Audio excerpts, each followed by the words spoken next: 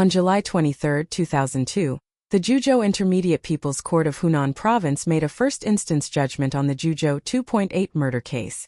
Defendant Zhang Weihong was convicted of intentional homicide, rape and theft, and was sentenced to death, deprivation of political rights for life, confiscation of personal property, and a fine of 20,000 yuan. Defendant Song Sanyi was convicted of intentional homicide, robbery, rape, theft and theft of firearms, and was sentenced to death, deprivation of political rights for life and confiscation of personal property, and a fine of 20,000 yuan.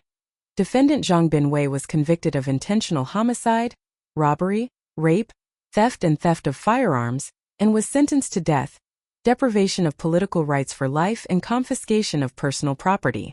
Midnight horror. A family of 3 suffered a devastating disaster. On February 8, the 27th day of the 12th lunar month, the bell of the Spring Festival was about to ring. People were immersed in a festive mood. However, the Peng family from Zhejiang who came to Juzhou, Hunan to do business never expected that a terrible disaster would befall their family. On this day after a busy day outside, Peng and his wife went to bed with their 2-year-old son Long Long and 9-year-old daughter Yun Yun. At around 2 a.m., the door of Peng's house was gently opened with a key. 3 masked men entered the room where Peng was sleeping. The criminals stood in front of the bed, facing the sleeping family.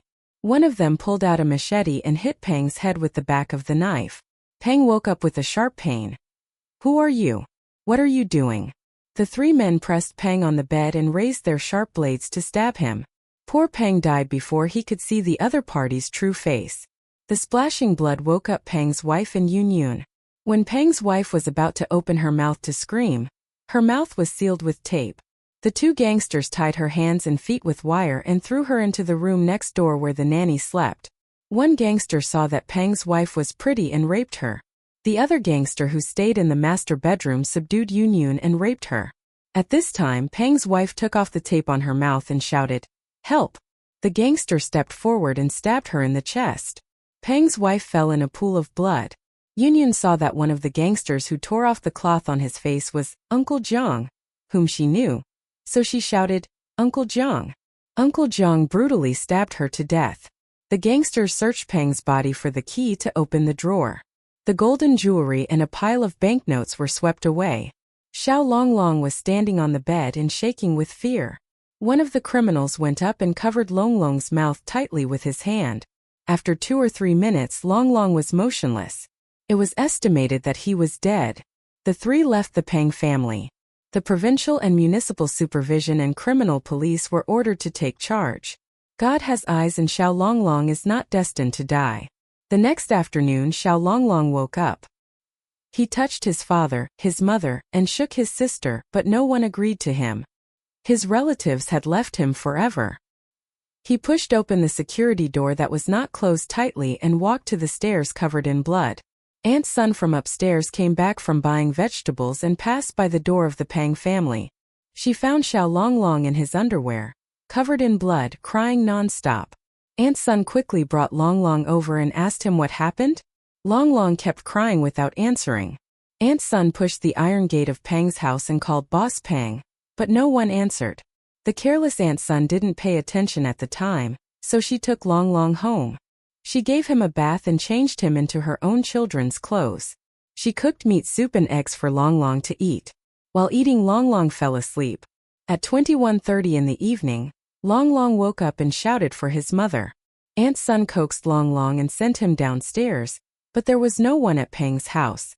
Recalling the blood on Longlong's body in the afternoon, Aunt Sun realized that something was wrong and called 110. At 21:35, the patrolman of Tianyuan branch of Juzhou Public Security Bureau came. He opened the door and found 3 bodies of a man and 2 women lying in 2 bedrooms. In particular, the 2 female bodies, one large and one small, were naked and blood-stained. Even more horrific, the bloody murder shocked the Hunan Province Public Security Department and designated this case as the biggest case in Hunan in 2002. The provincial department selected the most capable criminal investigation experts to solve the case together with the Juzhou police. At 23:30, the Municipal Public Security Bureau selected more than 20 elite soldiers from the Criminal Investigation Brigade and Tianyuan branch to set up the 2-8 Special Project Temporary Command Center in the Poly Real Estate Property Management Office. Who is the real murderer? The case is confusing. Why did the murderer kill Peng's family so cruelly? Was it revenge? Love killing? Or was it simply for money? According to the police's preliminary understanding, the deceased, Peng, is 36 years old. He is from Hunan, Zhejiang. He came to Zhuzhou in 1992 to do rare metal business. After getting rich, he flirted with many girlfriends. After on-site analysis, 3 situations are possible. First, Peng has a stubborn personality. He often quarrels with some business partners and offends some people. Second, after he became rich, he became famous for his lust. He went to bars and massage parlors all day, and often hooked up with married women. There is also the possibility of love killing. Third, Peng and his wife like to wear gold and silver and show off their wealth. It is easy to make people greedy.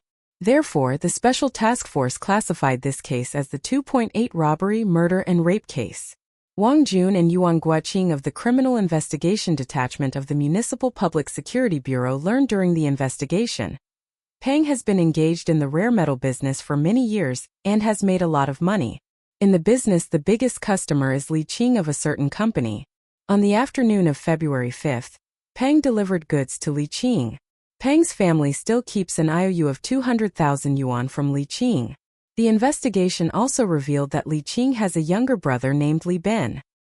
He had been in prison for robbery and was idle after being released from prison. He had been to Peng's house with his brother. Could it be that Li Qing deliberately defaulted on his debt and colluded with his brother to commit the crime? The criminal police immediately went to the company to investigate. Neither of the 2 brothers of the Li family had time to commit the crime. Another team of criminal investigation personnel learned that Peng had many women. Among them, a Sichuan hostess, Mimi, in a certain bar had been in love with him for a long time. When Peng found another woman to get along with, he was discovered by Mimi. Mimi threatened to jump off the building and die together with Peng. And Mimi's new boyfriend is the lobby manager of the bar. The manager's brother is also a person who has been released from prison. Was the murder of Peng's family committed by Mimi's boyfriend and others? After investigation, the criminal police found that the hostess Mimi and her boyfriend had no time to commit the crime. Miracles often happen in unexpected places. During the investigation, a police officer found that Chan Mei, a woman living in a utility room in Poly Garden, had frequent contact with the nanny of Peng's family. Jiang Weihong, who lived next door to her and was doing watermelon business in Poly Garden, was a released prisoner. Because Peng often did not return home at night, his wife Liang often invited people to play mahjong at home out of boredom. Chen Mei and Jiang Weihong were Liang's mahjong friends and knew the situation of Peng's family very well. Could it be that Jiang Weihong was motivated to kill because of the money? What is even more suspicious is that before the incident, Jiang Weihong did not engage in watermelon business. She had been missing for a while. Moreover, Jiang Weihong had a violent temper and was vicious. The suspicions were gradually raised. Whether it was the time or the motive and reason for committing the crime, Jiang might be the mastermind and real murderer of the 2.8 burglary, rape and murder case. The task force immediately arrested Jiang Weihong. The special task force set up a dragnet. On March 4, the criminal police found Jiang Weihong returning to her residence in Poly Garden. It was too late. The criminal police rushed over and pinned Jiang Weihong to the ground like lightning. After interrogation by the police, Jiang Weihong confessed the heinous crimes they had committed. The truth was revealed and the deceased soul in heaven was comforted. It turned out that one day in June last year, Wang Damei, the nanny of the Peng family, took Xiao Longlong to play in front of Jiang Weihong's watermelon stall. The naughty Xiao Longlong suddenly ran away. Wang followed him and accidentally dropped the key in front of the watermelon stall, and forgot to take it away. When he saw the key of the Peng family, thinking of the gold and silver that Peng usually wears, Jiang Weihong suddenly had an idea. Jiang Weihong quietly ran to a nearby place to make a set of keys. After returning to the stall, Jiang threw the keys on the ground next to the watermelon stall. Nanny Wang Damei quickly came back to find the keys. However, she never expected that her momentary negligence would bring such a terrible disaster to the Peng family. That afternoon, Jiang Weihong called his cellmate Song Sanyi, Imengzi, there is good news. Yuan Mao Yazi Zhang Binwei came over at night. That night, the three of them conspired to form a criminal plan at Zhang Weihong's residence. At about 1 a.m. on February 8, the three of them used the keys they had prepared in advance to enter Peng's house and committed a bloody crime. According to Zhang Weihong's confession, the criminal police immediately arrested another suspect, Song Sanyi, and brought him to justice. However, Zhang Binwei fled. On March 19, an extremely important clue was reported to the criminal police. Zhang Binwei had fled to Shund, Guangdong, and was working on a university construction site. The criminal police immediately went south and the Hunan and Guangdong police jointly arrested Zhang Binwei, who was aliased as Liu Yong.